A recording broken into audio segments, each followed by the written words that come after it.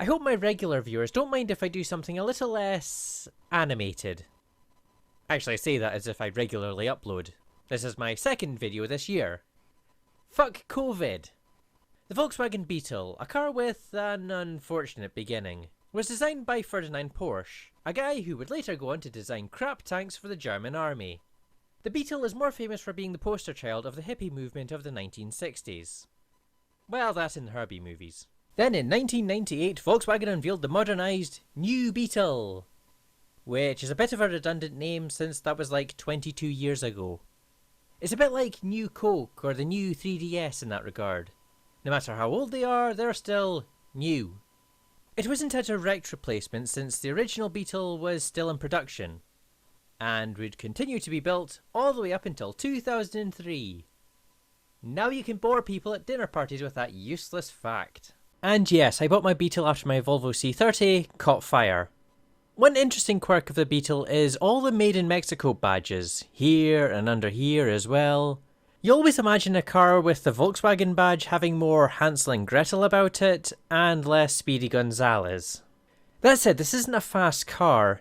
It gets out of its own way, no problem, but it isn't a speed demon. It kind of goes for a more controllable middle ground. Let's Doug DeMuro this shit.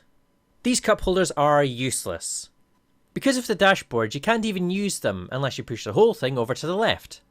Then you can only use one of them. The other one I just put coins in. Also, this blank switch. You'd have thought that if this car had aircon, this is where the button to turn it on would go.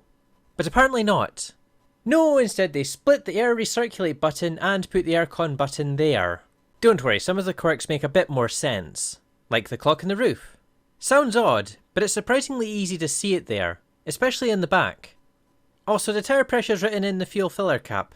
Seems random, but if you're filling up before a long journey, the sticker might remind you to check the pressures.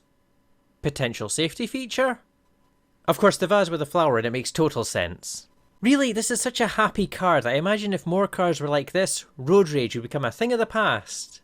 Obviously, this isn't a family car, but you're not stupid. If you're looking at a Beetle, then the small boot won't be a problem, although a boot tidy does help. Getting into the back is easy, but thanks to the way the roof slopes, if you're taller than me, 5'7", your head will hit the roof. But in the front I can stretch my arm up fully. Like I said before, this goes for a middle ground in terms of power, but it's much the same with the handling. The steering has some weight to it. Not like a sports car that feels like the wheel could fly out of your hand when you hit a pothole. But it doesn't feel like a PS2 steering wheel controller either. It's an easy middle ground that's engaging without being shocking or surprising.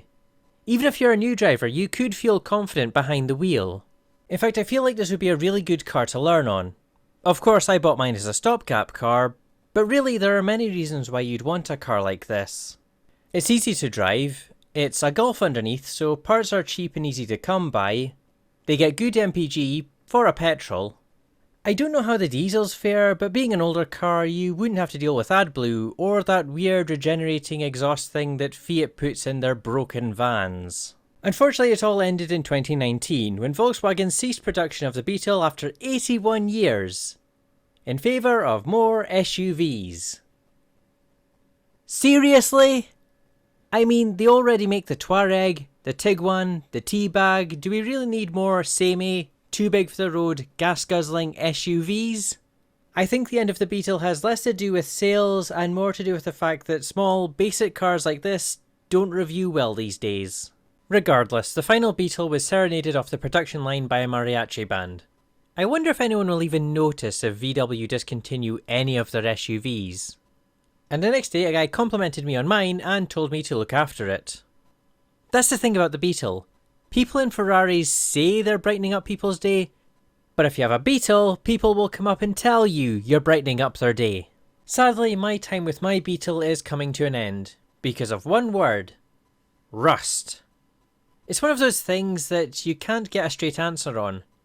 Some people say VWs won't rust, some say they will. From my own experience, it's quite noticeable, particularly around the door handles and under the door. But the floor is solid, and there's no leaks anywhere, it's just at risk of failing an MOT. But don't worry, I'll buy another one. One day. Really, if you want one, I'd say be picky. A Beetle isn't an expensive car, and I imagine in future the new Beetle will be the cheapest since it's not the classic Beetle and the Beetle A5 has a lot of the tech stuff. It'll never earn money. Some rare examples like the RSI of course will go up, but they're already like over £40,000. Really, it's like an MX-5. Get an image in your head of what you want and get looking. Eventually you'll find the one you want. And enjoy it. The positives. Well, they're quirky and different from everything else on the road. They're cheap to buy and cheap to run with a ready supply of parts. They're so easy to drive, even the tamest of drivers should manage it. The negatives. Well, I know some people who wouldn't buy a car this old, and being daily driven means they often come with high miles, which would also put some people off. The shape makes cleaning or sitting in the back awkward, and rust. But really, I give the new Beetle my seal of approval. For what that's worth.